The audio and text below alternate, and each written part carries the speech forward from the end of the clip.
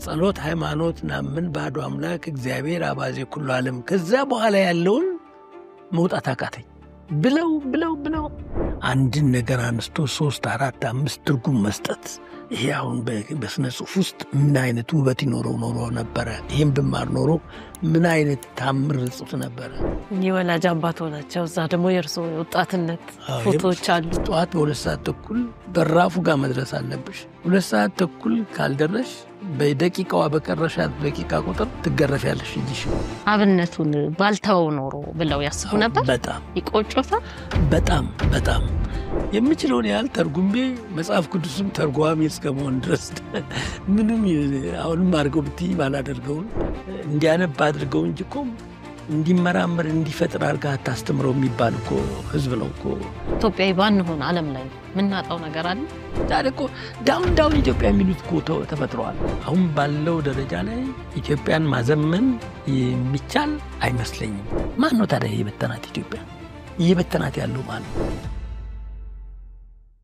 ሰላም ጤና ፍቅር በረከት ይስጥልን እንደምን ቆያችሁን ተመልካቾቻችን ሰብለ ወንጌል ጸጋነኝ በዛሬው ቆይታችን በኢትዮጵያ ስነ ጥበብ ስነ ጽሑፍ ታሪክ ውስጥ በጉልህ ስማቸው ከሚነሳና ታሪካቸውን በደማቅ ቀለም ከጻፉ ታላላቅ ኢትዮጵያውያን መካከል በአንዱ መኖሪያ ቤት ውስጥ ተገኝተናል ጋሻ ያልነህ ሙላቱ ብዙዎቻችሁ ታውቋቸዋላችሁ ዛሬ ከእድሜያቸው ከስራቸው ከሙያቸው ሁሉ ካዩት ሊያካፍሉን ፍቃደኛ ሆነው በራቸውን ከፍተው ተቀብለውናል ጥሩ ቆይታ ከርሳቸው ጋር እናደርጋለን እስከ መርሃ ግብራችን ፍጻሜ ድረስ አብራችሁ እንድትቆዩ በአክብሮት ጋብዛለሁ ጋሻ ያልነህ እንዴት ነው እንኳን ደህና መጡ ልሎት ነበር ነኝ እንዴ እንኳን ደህና መጣ በገዛ ቤቴ እንኳን ደህና መጣ ልትይ ነው እንኳን ደህና መጣችሁ ስለተቀበሉን በጣም ደስ ብሎናል እናመሰግናለን በጣም የሚያምር ቤት ነው ያሉት መኖሪያ ቤት ራሱ አይመስልም ስፍራው ጎጃም ዳንግላ በሚባል አካባቢ እንደሆነ ሲናገሩም ሰምቻለሁ የፍቅር እስከ መቃብር ደራሲው ሐዲስ ዓለማየሁ እዛ ያስተምሩ እንደነበረ ለጥበብ የሚጠቅም ወይም ወደዛ የሚመራ እርሶንም እንደዚህ በኪነ ጥበቡ በሁሉም ባለው ጥበብ ይሄን ያህል አስተዋጽኦ እንዲያበረክቱ አስተዋጽኦ ያደረገ ስፍራ ነው ወይ ዳንግላ እስቲ ትንሽ ነገር ነው ስለሱ በዚያ በተወለድንበት አካባቢ ላይ አንዳንድ ሁኔታዎች ሲያሉ ያስገርሙሻል ምኑ መሰለሽ አሁን አቡነ ቴዎፍሎስ አዲስ ዓለማየሁ ራሳቸው ዮፍታሔ ንጉሴ የወጡት አንድ አካባቢ ነው ደብረ ኤልያስ ይባላል እና ለምንድነው ያቺ ቦታ እንደዚህ አይነት ታላላቅ ሰዎችን የምታፈራ ሲሉ ቁርቁር የምትባል ውሃለች እሷን ስለሚጠጡ ነው ይባላል እና አሁንም እኛ እዛም አካባቢ ያለን ሰዎች የወጣነው ዳንግላ ከተማ ነች አንድ ያውራጃ ያገው ምድር አውራጃ ዋና ከተማ ናት ውሃችን ደግሞ አምን ትባላለች አምን ውሃ ነች እንግዲህ አምን ውሃ ስለምንጠጣ ነው ልሽ አልችልም እዛ ቦታ ግን እንደተባለው ብዙ በጣም እኔ እንኳን ያን ያህል አይደለም በጣም የታወቁ ታላላቅ ሰዎች ወጥተውበታል አዲስ ዓለማየሁም ሰርተውበታል አፒኩበኛም እዛ ነው የተማረው እና አዎ እዛ ነው የተማረው እንደውም ከቄስ ትምህርት ቤት ከአብነት ትምህርት ቤት ወጥቶ የመጀመሪያው ትምህርቱን የጀመረው ዳንግላ ነው በስሟ በጣም የታወቀች ከተማ ስለሆነች ነውና በአጠቃላይ የትምህርት ማዕከሉ እዛ አካባቢ ላይ የተሰባሰበ ነበር ማለት ይቻላል በልጅነቱ እንግዲህ ዛው የመጀመሪያ ላይ የአብነት ትምህርት ጀምረው ከዛ እሱን አቋርጠው ወደ አስኳላ ገብተው መጻፍ በቻሉ ወቅት ግጥምም መጻፍ እንደጀመሩና ከግጥሙ ባሻገር ደግሞ በዚያ ጊዜ የነበሩ ገበሬዎች የተለያየ ማመልከቻ መጻፍ ሲፈልጉ እርሶ እንደሚጽፉላቸው እና በዚያም የገበሬውን ስሜት ሐሳቡን በዛን ዘመን የነበረው ጭንቀቱን ደስታውን እንደተጋሩና እንደውም አሁን ድረስ ያኔ የነበሩት ስሜት አሁን ድረስ እንዳሉት ሲናገሩ ሰምቻለሁና እስቲ ያኔ በኃይለ ሥላሴ ጊዜ የነበረው ማህበራዊ ህይወት የነበረው ብሶት ደስታውስ ምን ነበር ሁላችን እኔ የገጠር ልጅ ነኝ ማለት ይቻላል በርግጥ አባቴ ዳንግላ አካባቢ ያለ ኳኩራ የሚባል ሀገር ገዢ ነበሩ አርበኛም ስለነበሩ በጣም የታወቁ አርበኛ ስለነበሩ በዚያ ምክንያት የተሰጣቸው ሹመት ነው። ማንበብ መጻፍ አይችሉም ነበር። እኔም የጀመርኩት ከቄስ ትምህርት ቤት ነው። ቄስ ትምህርት ቤት ውስጥ በመማርበት ጊዜ እንዳልኩሽ በጣም ትልቅ ችግር የፈጠረችብኝ አንዲት ጸሎት ሃይማኖት ናምን ባዶ አምላክ እግዚአብሔር አባዜ ኩሉ ዓለም ከዛ በኋላ ያለውን መውጣት አቃተኝ ብለው እና ግን በጆሮዬ ደግሞ ውዳሴ ማርያም በዜማ ሲሉ ሰማለሁ፣ ዳዊት ሲደግሙ ሰማለሁ። ያንን በቃሌ ሄጄ ጸሎት ሃይማኖት ግን መውጣት አቃተኝና የሰው ያልሆነለትም የልጅ አልሆነለትም ተብዬ መምህሩን በጣም ተቀየሙ። በኋላ ሲሰሙ ግን ለካ ውዳሴ ማርያምን በቃሌ በዜማ ጨርሻለሁ፣ ዳዊት ጨርሻለሁ። አይ እንግዲያው በዚህ ይለፍ እሷን ተዋት ተብዬ ያችም ያገደችኝ ቦታ እንትን ብዬ ስል ከዛ አባቴም ሰውም መጥቶ እንዲ አሁን በዘመናዊ እንትን ለምን አስኳላ አታስገባውም ተብዬ ዳንግላ አስኳላ የገባሁት በዚህ ነው። አስኳላ ከገባው በኋላ እንግዲህ ማንበብ መጻፍ፣ እሱም ደግሞ በጣም ትልቅ ችግር የተፈጠረብኝ ጊዜ ነበረ። ከአስኳላና ዳንግላና የኛ ቤት ያለው ርቀቱ 34 ኪሎ ሜትር ነው ደርሶ መልስ እና ይህን 34 ኪሎ ሜትር በቀን መመላለስ አለብሽ እስከ ቅዳሜ ድረስ። ጠዋት በ2 ሰዓት ተኩል በራፉ ጋር መድረስ አለብሽ። 2 ሰዓት ተኩል ካልደረሽ በደቂቃዋ በቀረሻት ደቂቃ ቁጥር ትገረፊያለሽ እጅሽን። በጣም የሰለቸ የቄሱ ትምህርት ቤት ይሻለኝ ነበረ። እንደገና እዛ ደግሞ የባሰ ስቃይ የባሰ እንትን አየሁት። እየተገረፍኩም አንዳንዴም በሰላም እየደረሱ ሌሊት ተነስቼ ነው የምሄደው። ጠዋት ቁርስ በእጅሽ ትንሽ እንትን ይሰጡሻል፣ ያችን ትበያለሽ። ሌላ ተቋጥሮ የሚሄድ ነገር አናቅም እንደናንተ ዘመን። ጦም ውለሽ ማታ ነው ወደ ቤትሽ ተመልሰሽ ራትሽ የምትበይው። በእግርሽ ነው የምትሄጂው። ከጅብ ጋር ጠዋት ነው የምትታገዩ። ይህ ሁሉ ሆኖ ትምህርት ምን ማለት እንደሆነ ሊገባኝም አይችልም ነበር በዛን ጊዜ እና እስከ 2ኛ 3ኛ ድረስ በዚህ መንገድ ተማርኩ። ግን በጣም አመጽኩ፣ አልቻልኩም እና ትምህርት ቤት እየቀረሁ ትምህርት ቤት ሄድኩ እየተባልኩ ጫካ ውስጥ እየዋልኩ ማታ እየገባሁ 1 ሳምንት 2 ሳምንት ቆየሁኝ። በ2ኛው ሳምንት መምህራኑ ተሰብስበው መጥተው የዛን ጊዜ ተማሪ ብርቅ ነው፣ ለምንድን ነው የቀረው ብለው አባቴን ጥየቃ መጡ። አባቴ የሚያውቁት መሄዴን ነው እና በዚያ ምክንያት በጣም ተናደዱ። እግር ብረት ሰርተው ይሄን አባት እግር ብረት እና ክፍል ውስጥ ወስደው አስረው ተውኝ እና ጠዋትም ማታም በዚያ ብቅ እያልኩ እየዘለልኩ 1 ሳምንት ተማርኩኝ። በ2ኛው ሳምንት ግን እዛው ከተማ ምግብ ምንም ተዘጋጅቶልኝ ደንበኛ ትምህርት የጀመርኩት ከዚያ በኋላ ነው ማለት ይቻላል። ከዛ በኋላ እየተማርኩ ያለው አሁን 2ኛው ትልቁ ስራዬ የሆነው ደግሞ አባቴ ማንበብ መጻፍ ከጀመርኩ በኋላ አባቴ ከየት እንዳመጡት አላቅም የተሰበሰበ መጽሐፍ አለ። ከበደ ሚካኤል፣ አፈወርቅ ገብረ ኢየሱስ፣ ጦቢያ፣ አርሙኝ የኢትዮጵያ የስነ ጽሑፍ ስራዎች በሙሉ የታላላቅ ሰዎች ስራ እያመጡ ቡና ሲጠጣ አንብብ፣ ይሄ እንደው የሚጠቅመው ምናልባትም ለወጣቱ ነው፣ አንብብ የሚል ትልቅ ለምን እሳቸው ለራሳቸው ታሪክ ለማወቅ ነው። እኔ ደግሞ ጨዋታዬንም ጥዬ ቡና ሲጠጣ 3 ነው የሚጠጣው፣ ጠዋት፣ ምሳ ላይ እና እራት። በእነዚያ ሁሉ ሰዓት ላይ እኔ ስራ ማንበብ ሆነ። ማንበብ ከፍ አድርጌ አነባለሁ።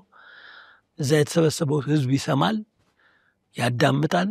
ያንን አንዳንዴም ደግሞ ምን ማለቱ ነው ተብዬ የምጠየቃለሁ። ምሁር ነኝ የተማረው እና በዚያ መሰረት ሳላቀው የኢትዮጵያ የስነ ጽሑፍ ስራዎችን በጠቅላላ ከሞላ ጎደል የማንበብ ዕድል ተሰጠኝ።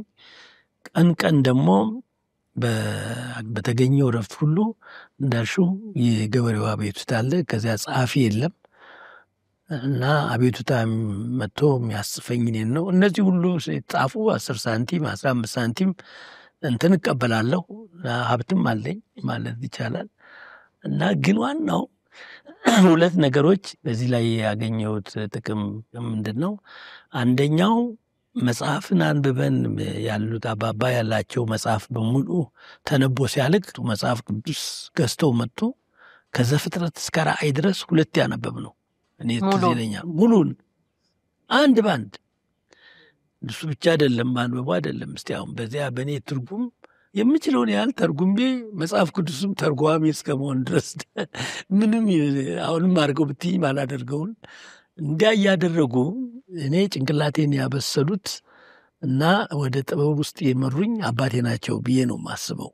እርግጥ ይህንን አስበው ላይሆን ይችላል፣ ግን ከራሳቸው የማወቅ ፍላጎት አንጻር ትምህርት ቤት ስሄድ ግጥም ገጥማለሁ እና ግጥሞቼ በጣም የበሰሉ ናቸው። አስተማሪዎቼ በጣም በጣም ይደነቃሉ።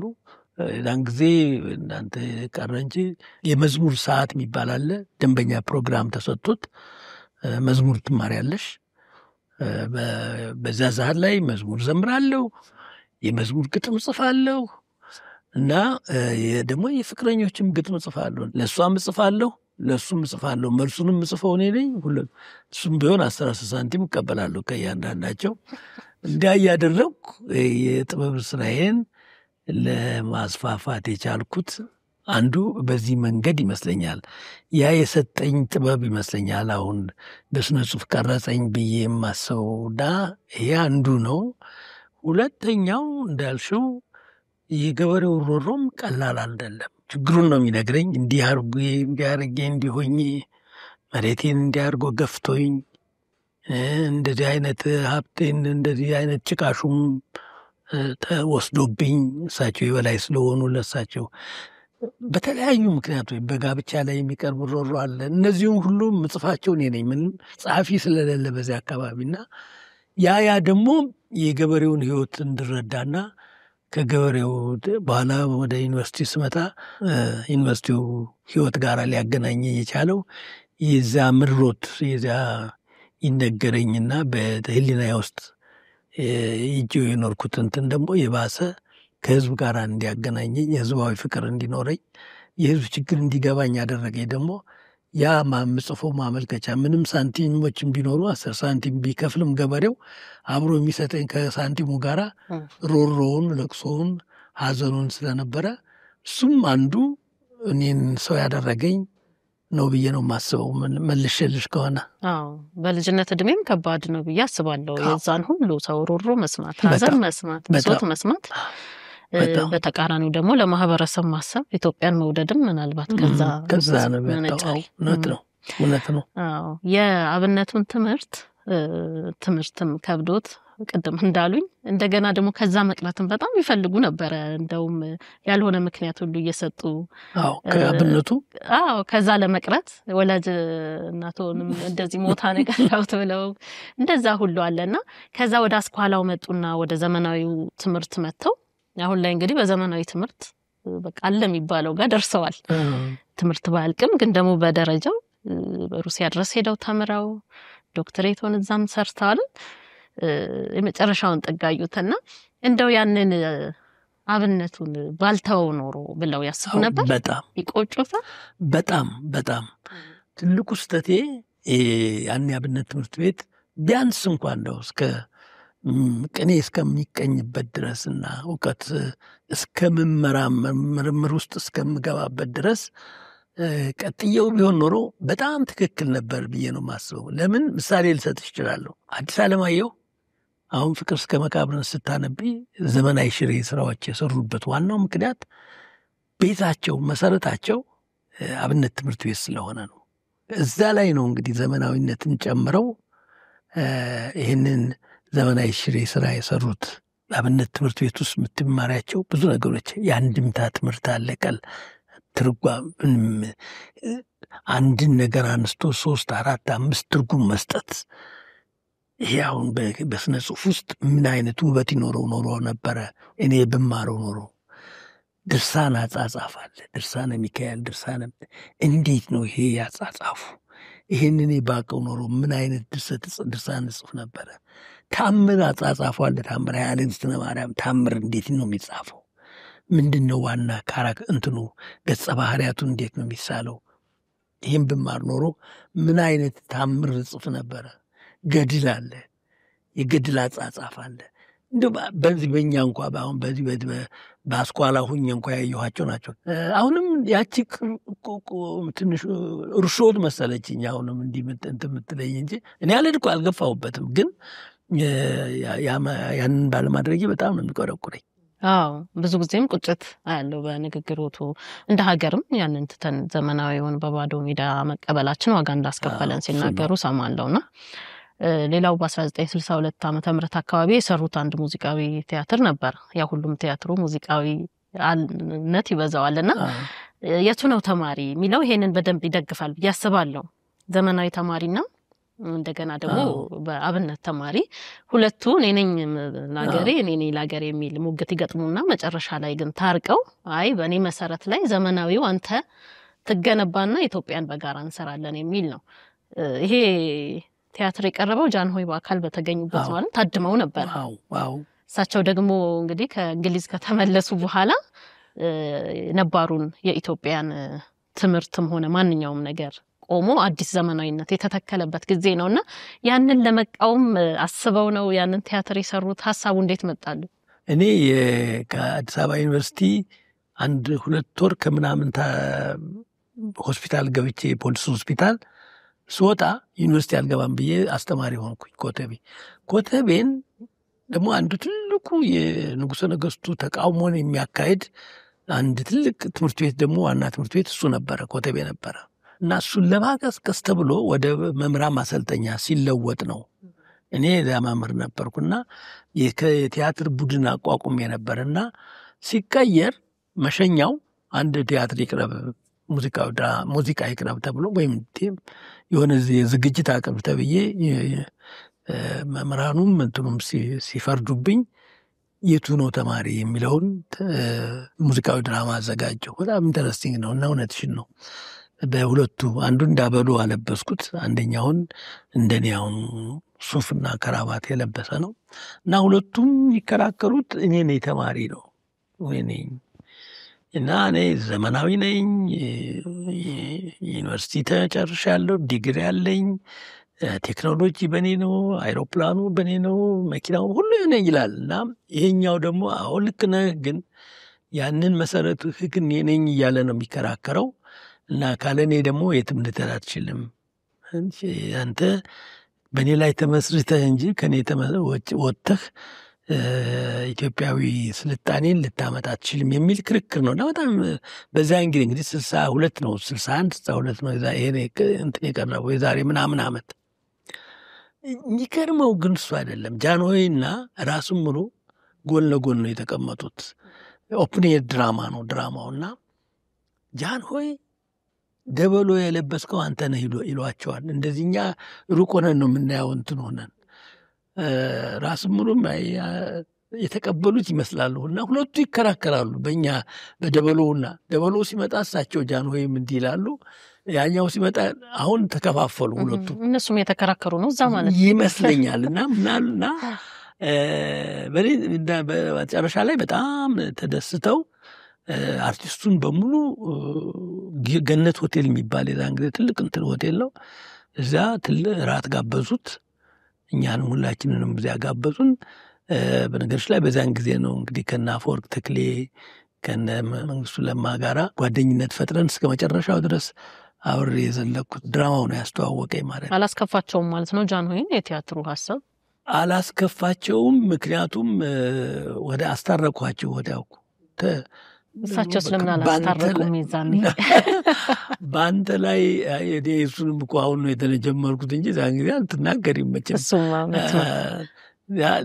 ያኔም እኮ ንጉሠ ነገሥቱ እኔም አሁን ማስበው የስልጣኔ መነሻው እሱ ነው እንጂ 5 ዓመት ቀላል አይደለም። እንግሊዞች 5 ዓመት ሙሉ ነው የባዝ የሚባል ትልቅ መዝናኛ ቦታ ውስጥ ነው ያስቀመጧቸው።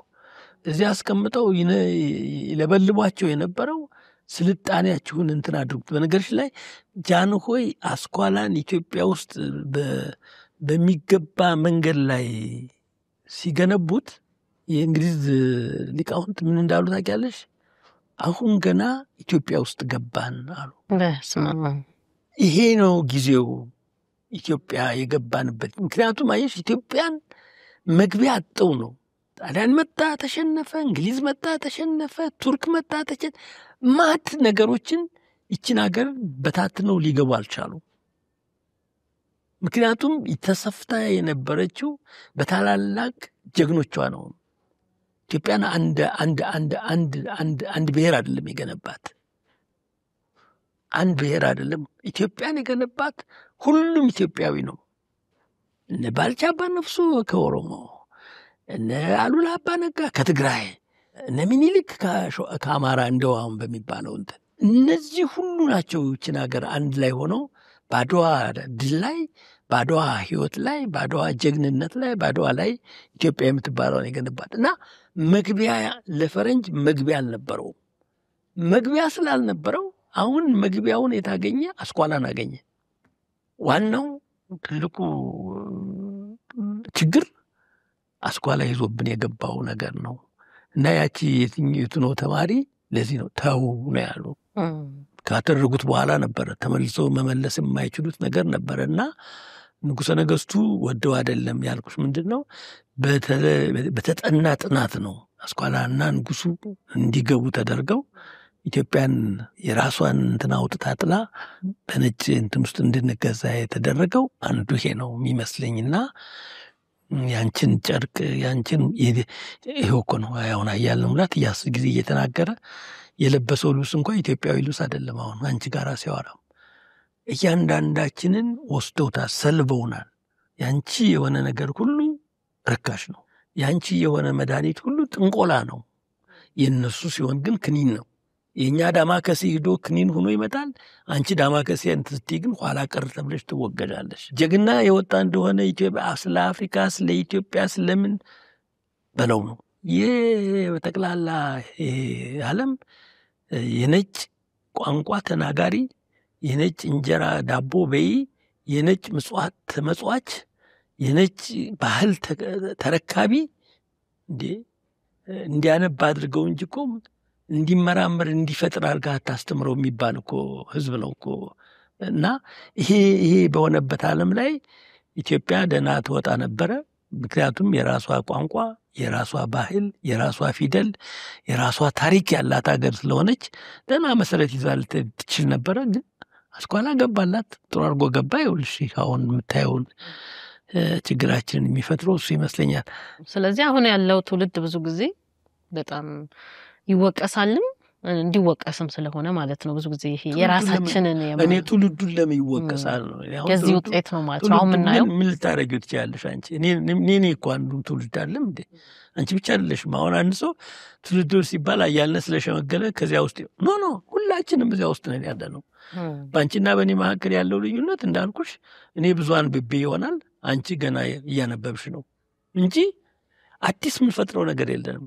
ስለዚህ አሁን እኛ ኢትዮጵያዊ በመሆናችን እንደው ያገኘነው ነገር አለ ወይ? ከአሁን ይሄ ከመቀየሩም በፊት ከተቀየረም በኋላ ወይም ደግሞ ኢትዮጵያዊ ባንሆን ዓለም ላይ ምናጣው ነገር አለ? እንግዲህ ሁለት ኢትዮጵያ ነው የማየው። ካስኳላ በፊት ያለች ኢትዮጵያና ካስኳላ በኋላ ያለች ኢትዮጵያ ነው። ካስኳላ በፊት የነበረው ኢትዮጵያ ሁሉ ነገር አለው፣ የተሟላለት ነው። ታሪክ አለው፣ ፊደል አለው። በነገርሽ ላይ ሃይማኖት ከመጽሐፍ ቅዱስ በፊት ኢትዮጵያ ነች ክርስትናን መስርታ የቆየች እዚች ሀገር ውስጥ በዓለም ላይ። ምክንያቱም ጃንደረባው ሄዶ ነው፣ መጽሐፍ ቅዱስ አልተጻፈም፣ ደቀ መዛሙርቱ አልተሰባሰቡም። ጌታ ካረገ በኋላ ምንም እንትን ሊሆን አልቻለም። ይህ ቀላል ታሪክ አይደለም። ከአስኳላ በፊት ኢትዮጵያውያን መሐመዳውያንን ተቀብላ ታላቅ የምስራ የሰጠ አገራችሁ ነው ከእንግዲህ በኋላ ተብሎ የመጀመሪያው አላሁ አክበር የተባለችባት ሀገር እኮ ነች ኢትዮጵያ። ንጥቀው ነው እነሱ እኮ በዛን ጊዜ እኮ ምንም እንትን በእኛ ሀገር እኮ ነው እስልምና መጀመሪያ በመስጊዱን እንትን ብሎ ከፍቶ መሰረቱን የጣለው ይሄ ቀላል ነገር አይምሰልሽ። ቅማንት የሚባል አሁን ያልተጠቀምንበት እንትን የአብርሃም ተከታይ ነው። እኛ አብርሃምን በመጽሐፍ ነው የምናነበው አይደለም። እኛ ግን በተግባር አለ። ቤተ እስራኤል የሚባሉ አሉ፣ የሙሴ ተከታዮች ደግሞ እነሱም እንደዚሁ ናቸው። ኢትዮጵያ ውስጥ ሃይማኖቶች ተቻችለው ተከባብረው የሚኖሩባት አገር ነች። ይህንን አስከብሮ መኖር ነው ያቃተን። ራሱ የቱሪዝም መስህብ እንኳን የምትሆን አገር ነች በሌላው መልኩ ውስጥ መለከችው። እና ምን ልልሽ ነው የፈለግኩት በኢትዮጵያዊነት ምንድን ነው ከአስኳላ በፊት በዓለም ላይ የማይገኝ ትልቅ ቅርስ ነው። ከአስኳላ በኋላስ ይሄ ሁሉ ማጣት ነው። ይሄ ሁሉ የኛ አይደለም ብለን ወሰድነው። ተወሰደብን፣ አልጮህንም። መቋሚያው ተወሰደ፣ ኖታው ተወሰደ፣ ፊደሉ ተወሰደ። ታስ ኤቢሲዲ ውስጥ ተመልከቺ፣ ታለ ጣለ ምን የኛ የራሳችን የሆኑ ፊደሎች አሉ እዛ ውስጥ። ጤፍም እየተወሰደብን ነው። እንኳን አንቺ እንትኑን ታያለሽ፣ ጤፍ አሁን እየተወሰደ ነው። የአሜሪካንን ገብስ በሽታ ሲበላው ከኢትዮጵያ የሄደ ገብስ ነው አብሮ ተተክሎ በሽታውን ያጠፋላቸው። ለዚያ ሪኮግናይዝ እንኳን አልተደረጉም። ሎሬት መላኩ ይህንን ጽፎ አስቀምጠዋል። ምን ልልሽ ነው የፈለግኩት ከአስኳላ በኋላ እኛም ተሸጥነ። ምሁሩም የእሱ አገልጋይ ሆነ። የሚሰራው ለአሜሪካ ትራክተር እንጂ ለኢትዮጵያ ግብርና ለማረሻዋ አይደለም። የሚሰራው ለፈረንጅ ታሪክ እንጂ ለኢትዮጵያ ታሪክ አይደለም። ከአስኳላ በፊት ያለው ግን ብዙ ስለ ኢትዮጵያ የሚያውቁ ምሁራን ነበሩ። ምሁርም ተብለው ያስተምሩናል ምንላቸው ነበሩን ብዬ ነው የማስበው። እውነት ነው።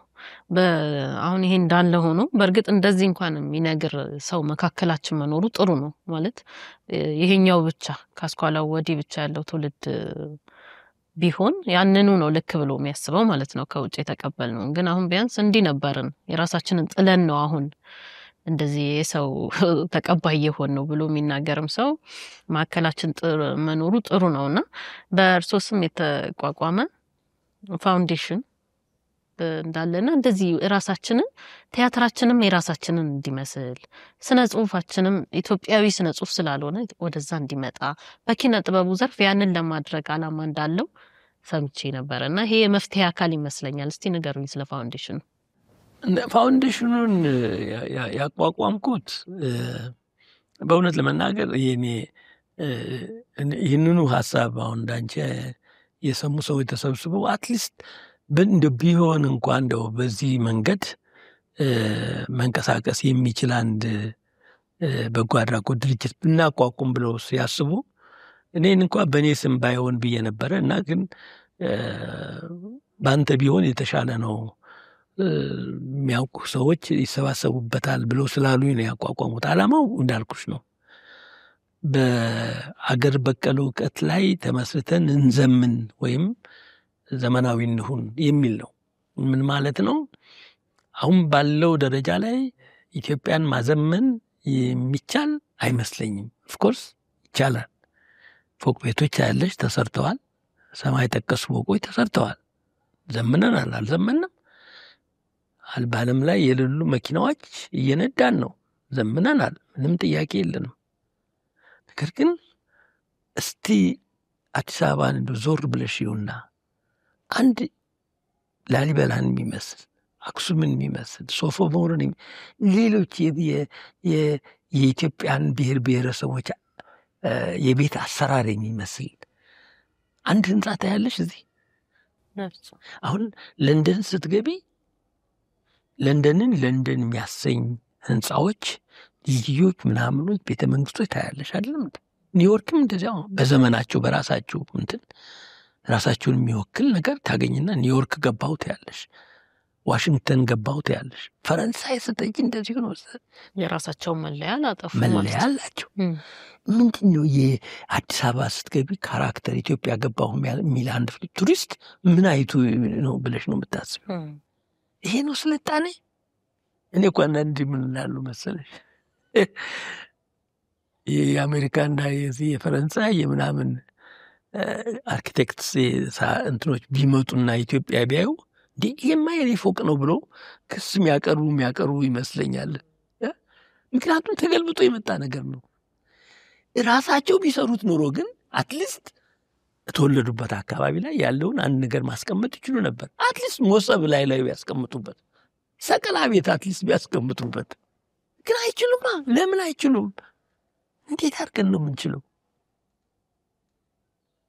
አያልነህ እስቲ በምትይው ሰውዬ እስቲ ቲያትር ቤት ትንሽ ኢትዮጵያዊ የሚመስል መድረክ አዘጋጅ በይ። ጽሁፉን ልጽፈው እችላለሁ። መድረክ አዘጋጁ እንዴ ያለ ነገር ክብ መድረክ እንደ ሞሰቢያ አይነት መድረክ ስራና እስቲ ቲያትር አንቺ ቲያትር ሰው ነሽ ስራ ብትዩ ይሰራል አይለኝም። እና እንዲህ አድርገው አውረው አስቀምጠውናል። መመሪያቸውን እኮ ብታይ አፍሪካ ዩናይትድ ከሆነ በት ነው ይላል። በምን በርስ ጦርነት በመለያየት አፍሪካ ሊግ ከወጣ ምታው ይላል። እሱ ላይ እንትን ስራበት ይላል። ይሄ መመሪያቸው ነው። ስኮላርሺፕ ከመጣ አስመጣው፣ ግን ስለ ሀገሩ ሳይሆን ስለ ሀገር አስተምረህ ላከው መልሰው። ይሄ ሁሉ ያወጣው ደግሞ ሶርሳችን ነው። ምክንያቱም ከኛ እንዴ አፍሪካ ውስጥ ፋብሪካ ሲቋቋም ዝም ብለህ አትይ ነው የሚለው። ከነጭ ሀገር የተሰራ ፋብሪካ ያወጣውን ውጤት ላክለት ነው የሚለው። ከዚህም ነው ፋብሪካዎች የሉም። ቢኖሩም በጣም ኋላ ቀር የሆኑ ላንቺ ለጊዜው የሚጠቅሙሽ ነገሮች። የመኪና ፋብሪካ አፍሪካ ውስጥ እኮ የለም። በጠቅላላ ብታይ መኪና የሚሰራበት የለም። መኪና አሰምብል የምታደርጊበት እዚያ የተሰራ አምጥተሽ የምታገጣጥሚበት እንጂ የምትሰሪበት መኪና የለም። መኪና እንትን የለም። መቼ ነው አሁን ተመልሰን ራሳችንን ነፃ የምናወጣው? ነፃ የምናወጣው ደግሞ መጀመሪያ አስኳላ ከጫነብን ጫና ራሳችንን ነፃ ስናደርግ ብቻ ይመስለኛል። አሁን እንችላለን። እሱም ማድረግ ተስፋ አለን። ሁለት መንገድ አለው። አንደኛው ጋንዲን ኢትዮጵያ ውስጥ ከተፈጠረ ይቻላል። 400 ዓመት ህንድ በቅኝ ግዛት የተቀጠቀጠች ሀገር ነች። በእንግሊዝ ቅኝ ግዛት 400 ዓመት ቀላል አይደለም። ምግቧ፣ ልብሷ፣ አነጋገሯ በሙሉ እንግሊዛዊ ነበር የሆነው። ራሱ ይህን ነፃ አውጪው የተባለው ሰውዬም ለንደን ዩኒቨርሲቲ ነበር ከራባት አስሮ የመጣው አገሩን ለማየት ሲመጣ ነፃ እንትን ሊያይ እሱ ባህሉን ሊያይ ነው እኮ እየተሽሞናሞነ ሲመጣ ከእንግሊዝ የበለጠ እንግሊዝ ህንዶች ሆነው ነው የቆዩት። ያንን ሁሉ አድርጎ ቢቆርጡህም ቢፈልጡህም አገነስ በእነሱ ላይ አትቃወም። ተመተህ ተገርፈህ ተገምሰህ ታስረህ ነፃ መውጣት አለብህ የሚል ከአመፅ የነፃ እንቅስቃሴ ፈጥሮ ህንድን ወደ ባህሏ እንዲመልሳት ችሏል። እና እንዲህ አይነት ሰዎች ከተፈጠሩ ምናልባት ሁለተኛው ይሄ ነገር የገባው መንግስት ካለ የስርዓተ ትምህርቱን መለወጥ ባይሆን እኛ የተቃጠልነዎች እንደተቃጠልን ብንቀር ያንቺ ልጆች በስርዓተ ትምህርቱ ቢቀየርና ቤዙን መሰረቱን የአገር በቀል እውቀት ቢያደርግ ማለትም የብሔር ብሔረሰቦችን የገዳውን፣ የጆካውን፣ የአማራውን፣ የወላይታውን የዛ መሰረት መነሻው እሱ አድርጎ አስኳላን ከበላዩ ላይ ቢጨምርበት ኢትዮጵያ አንቺን ባይሆን አንቺ ሳይሆን ልጆችሽ ሊድኑ ይችላሉ የሚል እምነት አለኝ። ስለዚህ በስርዓተ ትምህርቱ ላይ መስራት ፋውንዴሽኑ አንዱ ትልቁ በስርዓተ ትምህርቱ ላይ እንስራ። ባይሆን የመንግስት ስርዓተ ትምህርት እንኳን በጣም ቀላል አይመስለኝም። ባይሆን በእነዚህ በሃይማኖት ተቋማት በኩል ዩኒቨርሲቲዎች ከፍተዋል፣ የተወሰነ እንትን አድርገዋል። እና እኒህ ተቋማት ቢጃል መሰረታቸውን የአገር በቀል እውቀት እያደረጉ ዘመናዊነትን ከላዩ ላይ እየጨመሩ የሚሄዱበት መንገድ ቢኖር ይህንን ለመስበክ ነው እንግዲህ አንዱ ዓላማው። እንግዲህ ጥሩ ጅማሬ ነው። ሁሉም ነገር ከአንድ እርምጃ ነው የሚጀምረው ነው። እንደ ሐሳብ መነሳቱ ራሱ ለኛ ተስፋ ነው። ትክክል። አንዴ ሲናገሩ የሰማሁት አጼ ቴዎድሮስ ሁለተኛና ጃፓን ሀገርን አንድ አድርጎ ወደ ዘመናዊነት በመምራት እንቅስቃሴ የጀመሩት እኩል ነው ሲሉ ሰምቼ ነበርና አሁን ጃፓኖች እንግዲህ በመናየው መልኩ የተሳካላቸው ይመስላል። ዘመናዊ ናቸው። እኛን እነሱን ቴክኖሎጂ እየተቀበልን ያለ ነውና አጼ ቴዎድሮስ ግን አልቻሉም። የዛኔም አልቻሉም። አሁንም ኢትዮጵያ እዛው ገዢ ነው የሆነው። ምናስረክበው ነገር የለም። ተቀባይና ተረጂ ነው የሆነውና ምንድነው ይሄን ልዩነት የፈጠረው ብሎ ያስባሉ? አጼ ቴዎድሮስና እንግሊዝ ጥለኞች አልነበሩ። በጣም ጥሩ ግንኙነት የነበራቸው ናቸው እና ፈረንጆች ሲመጡ የእንግሊዝ እንትኖች አማካሪዎች በጣም ወዳጆች የሆነ ቢል ለምን ደግሞ ጓደኛቸው የሆነውን ያን እንግሊዛዊውን ሰው የገደለባቸውን ጓደኛቸውን ነው አድነው ንጉሱ አንጠልጥለው የገደሉ ሰው ናቸውና በጣም ክብር ያላቸው ናቸው። ለእንግሊዞችም ለውጭም እንትን ክብር ያላቸው ሰው ናቸው ቴዎድሮስ። እና ምንድነው ያሉት ፈረንጆች ብዙ እንትኖች ሲመጡ መጽሐፍ ቅዱስ ይዘው ይመጣሉ። ብዙ ነገሮች መጽሐፍ ቅዱስ ከናንተ በፊትኛ ክርስትናን ያቋቋመ ሰው ምን ያደርግልኛል መጽሐፍ ቅዱስ? ይልቅ እናንተ እዚህ ቆዩና ሌላም ሰዎች ጨምሩልንና መድፍ የሚሰራ መድፍ አገሬ ውስጥ መስራት ፈልጋለሁና መድፍ ሰሪዎችን ላኩልኝ እና ወይም እናንተ ስሩልኝ፣ ፈረንጅ ናችሁ፣ ፈረንጅ እውቀት አለው ብለዋል፣ ስሩልኝ። ግን አብረዋችሁ ከናንተ ጋር ደግሞ የኔ አንጠረኞች የብረት ቀጥቃጮች ሁሉ አብረው ሆነው ይሄን ነገር ስሩልኝ፣ ብረት የሚወጣበት ቦታ ደግሞ አለን አሉና ጋፋት ወስደው አስቀመጧቸው። እንግሊዞች አሁን አየሽ ንቃታቸው ቅድም እንዳልኩሽ ነው። የቴክኖሎጂ ውጤትን እንጂ ቴክኖሎጂን እዚያ ውስጥ እንዳትከፍቱ የሚል ትልቅ አቋም አላቸው ከድሮ ጀምሮ። ልብ አድርጊ። አይ የለም መድፍ እንሰራለን፣ ግን የፈለከውን ያህል መድፍ እንላክልህ አሉት። ይሄ ነው ትልቁ ጥላቸው። እኔ አልፈልግም ነው ቴዎድሮስ ደግሞ 100-200 መድፍ ብትልኪልኝ ከ1000 ጥይት ጋራ የሰጣችሁትን ቁጥር ስለምታውቋት ጥይቷን ያቺ ስታልቅ መጣች እጅ ወደ ላይ የምትልትሉኝ ነው። እኔ እሱን አይደለም የምፈልገው ራሴ ጋር የምትሰራዋን። በዚህ ምክንያት ነው እንግዲህ ወስዶ አሰሩ። ይህን ሳሰሯት ወጡም አሏቸው። እውነትም አሰሯቸው። ከኛ ቀጥቃጮች ጋር ሆኖ ሰባስቶብልን መድፍ አሰሯቸው። ባላ ፈነዳና እንትላለ እንጂ እና ቴዎድሮስ ምን ያህል ጭንቅላት እንዳለው የምታዩ በራሴ አገር በቀል ዕውቀት ላይ የተመሰረተ መድፍ ነው የምፈልገው። ታንክ አይደለም፣ አይሮፕላን አይደለም የምፈልገው። ምክንያቱም ያውቋታል። አይሮፕላን ሲልኩልሽ ስንት ጥይት እንዳለው ሁሉ ያውቃሉ። እና ቢፈልጉ እነሱ ለመውረድ አንቺ ደህና የምታዳብሪበትን ማዳበሪያ ፍግ ኋላ ቀር ነውና አጥፉት ተብለን እኮ ፍግና ኢትዮጵያውያን የሚያዳብርበትን ማዳበሪያ አስወጥተን የፈረንጅ ማዳበሪያ መጣነ። በአገሪቷ ሙሉ ነሰነስ ነው። ዛሬ አንድ የአገርሽ መሬት የፈረንጅ ማዳበሪያ ሳይኖረው አንዲት ፍሬ አይወጣም። ታውቂያለሽ? ይሄን አንዱም የጎጃም መሬት፣ የኦሮሞ መሬት፣ የየትኛው መሬት ያለ ማዳበሪያ አይሰራም። አሁን ቴዎድሮስ ይሄንን ያለው የምትልኩልኝ እንትን ቆጥራችሁ የምትልኳት ጠበንጃ አይደለችም እኔ የምፈልገው እኔ የምሰራትን ነው አለ። አይሆንም አሉ። ገደሉት። ተከታትለው መጥተው አዝምተው መቅደላ ላይ ራሱን እንዲሰዋ አደረጉት። ወንድ ነው ሰዋ። ማርከውት ቢሆን ኖሮ ግን ያኔ እንግሊዝ የኢትዮጵያ ገዥ ሆና ትቀር ነበር። እዚህ እንደ ወንድነቱ ራሱን ሰዋ። አሁን ፈሩ። ተማርኮ እጄን ማርክ ያለውና ብሎ ቢል ኢትዮጵያ ሕዝብ ይገዛ ነበር። ምክንያቱም ንጉሱ ተማርኳል። ጥሎም አልወጣም። ራሱን ገደለ። አፈሩ። ከዚህ በኋላ ኢትዮጵያን መንካት ማለት ምን እንደሚሆን ያውቃሉ። ንጉሳቸውን የሞተው ራሱን የገደለውን ጀግና መሬት ላይ ፈረንጅ እንደማይቆም ያውቃሉ። ጥለው ወጡ። በሱ ዘመን ጊዜ ጃፓን እንደዚህ ነው የጀመረችው።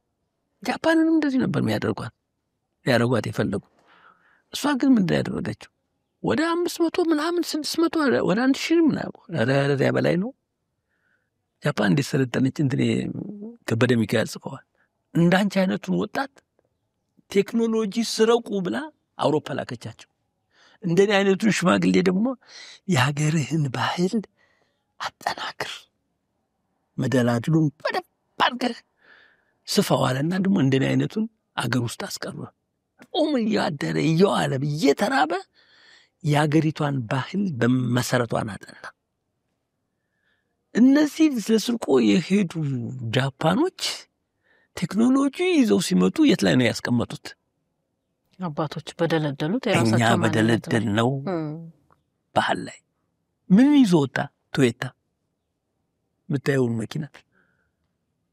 የጃፓን ባህል በፍጹም አልተናወጠም። አሁንም ድረስ እንዳንቺ እርቃኑን አስቀርቶ የፈረንጅ ልብስ አላለበሰም።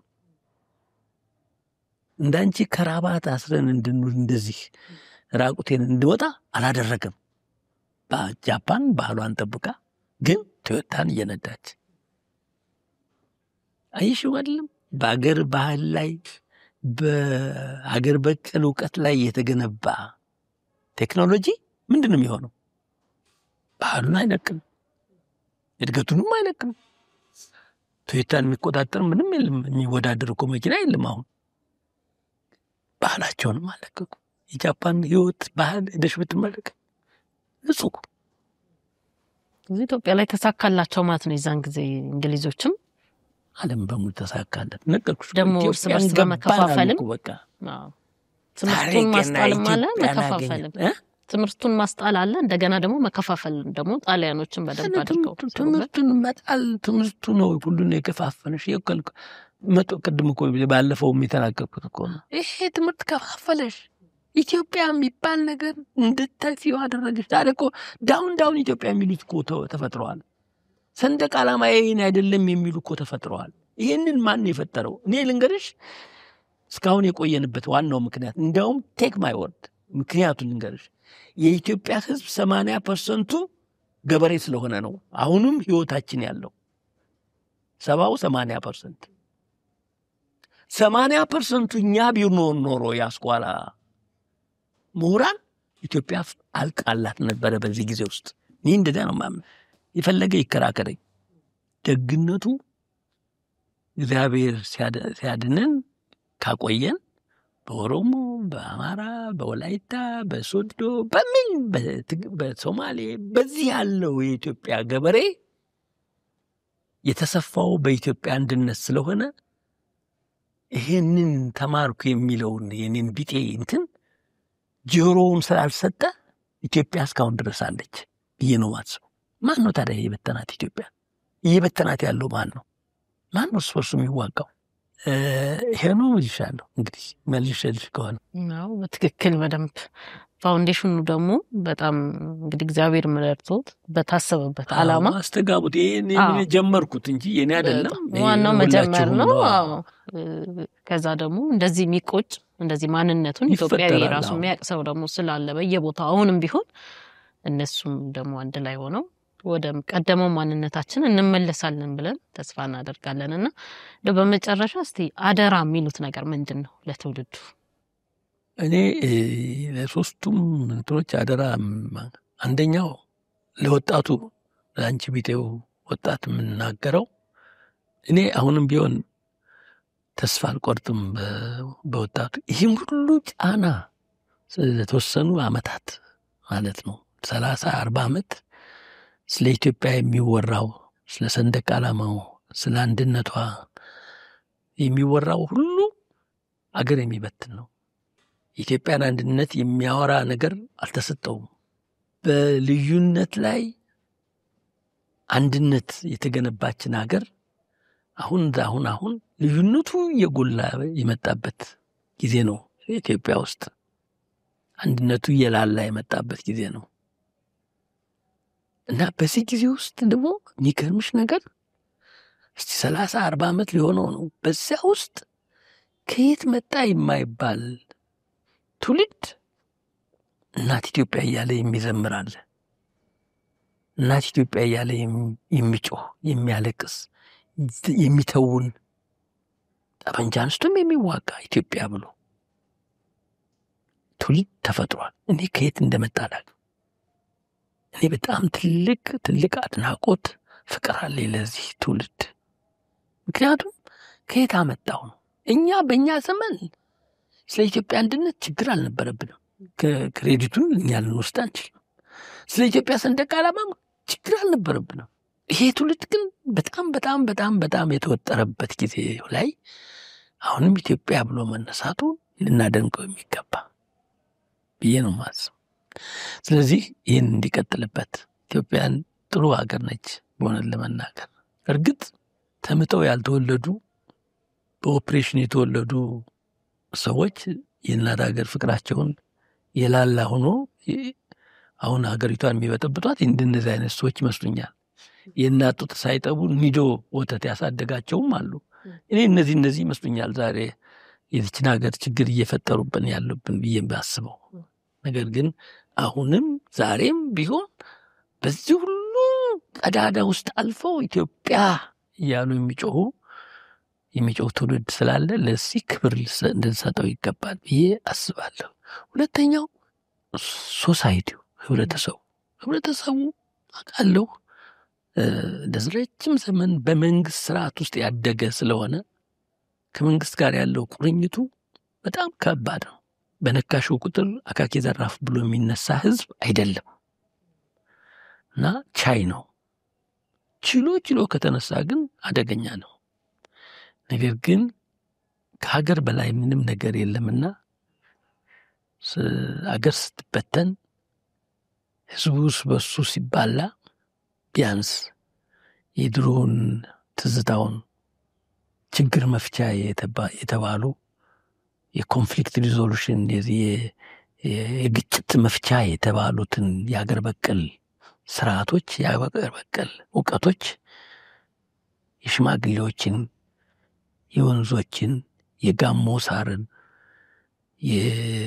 የጉራጌን ጆካ፣ የዋርካ ስር እርቅን፣ የአማራን ሸንጎ የእነዚህን ሁሉ ተጠቅሞ ኢትዮጵያን ካለበት ችግር ማዳን ከመንግስት ውጭም ቢሆን በራሱ ተደራጅቶ ኢትዮጵያ ችግሯን ማዳን። ምክንያቱም እየተነገረው ያለውን አልሰማም፣ አለመስማቱም ነው። ቅድም ያልኩሽ 80% ገበሬ የኢትዮጵያን አንድነት እስካሁን ይዞት የቆየና ይሄን አንድነቱን ለዚህ ለበጥዋጩ ቡድን እንደሆነ ለ20% እያስተማረ ወደ ኢትዮጵያን ወደዚያች ወደ ምንፈልጋት አንድነት እንዲያመጣ የድሮ ጥንታዊውን የአስኳላ ያስረሳውን የሽማግሌ እርቅን እንዲጠቀምና ኢትዮጵያን ወደ ነበረችበት እንዲመልስ አደራ አላለሁኝ። ሌላው ነው መንግስት ኢትዮጵያን የመሰለች ሀገር የተረከበ መንግስት 10-15 ጊዜ ቁጭ ብሎ ማሰብ ያስፈልገዋል በግድ። ምክንያቱም ይሄ እንዳልኩሽ ነው ቅድም የተለያዩ ብሔረሰቦች የገነባትን ሀገር አንድ የተወሰነ ቡድን ሊያፈርሰው እንደማይችል ማወቅ መገመት መቻል አለበትና መንግስት የህዝብን ሮሮ፣ የህዝብን ጩኸት፣ የህዝብን ዋይታ፣ የህዝቡን ጥያቄ ጠቃ ብሎ መመለስ የግድ አለበት። አልሆነ የሚወድቀው እሱ ብቻ ሳይሆን አገሪቷን ጨምሮ ይዞ ስለሚወድቅ ለዚህ ተጠያቂ ከመሆን እንዲድን ራሱን ማደራጀት አለበት። ራሱን ከዚህ ሁሉ ነፃ ለማውጣት መዘጋጀት አለበት ብዬ አስባለሁ። በጣም ደስ የሚል መልእክትም አደራም ነው። ሌላው ምሁሩም አለ። የምሁሩ ሚና አስኳላ ያቃማውን የሰጠውን ዲግሪ የሰጠውን እውቀት እና ደሞዝ ይዞ ቀመጡ የትም አያደርሰውምና የተማረውን ትምህርት ከሀገር በቀል እውቀቱ ጋር አዛምዶ ይችን ሀገር በማዳኑ ህይወት ውስጥ ትልቅ አስተዋጽኦ አለው። ዛሬን አያርገውና እንጂ የኢትዮጵያ ህዝብ አምኖበት ነበረ። የተማረ ይግደልኝ እያለ ይል ነበረ። ግን አሁን የተማረ እውነትም እየገደል ነው። ይህንን ግንዛቤ ውስጥ አግብቶ እኛ ገዳዮች ሳይሆን ምሁሩ የተማረው ገዳይ ሳይሆን አዳኝ እንዲሆን ራሱን እንደገና ቁጭ ብሎ ይጠይቅ፣ ራሱን ይመርምር። ከራሴ ጀምሮ ነው። ራሱን ቁጭ ብለን ራሳችንን ቁጭ ብለን እንመርምር። አለበለዚያ የተነበየው ትምህርት ትክክለኛ ነው። ገበሬው ቀደም ብሎ የተማረ ይግደለኝ ብሎ የተነበየውን ተግባራዊ ማድረግ የለብንም የሚል መልእክት አለኝ።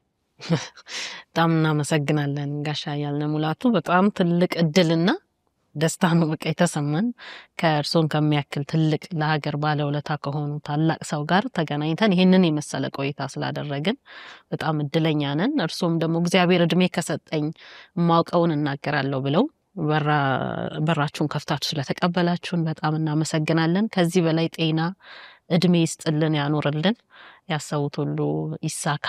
ለኛ ነው ትርፉ እርሶ ያሰቡት ሲሳካ እና በጣም እናመሰግናለን። እግዚአብሔር ያክብርልን። አሜን። ተመልካቾቻችን በሌላ መርሃ ግብር ደግመን እስከምንገናኝ እስከዛው በቸር ቆዩ።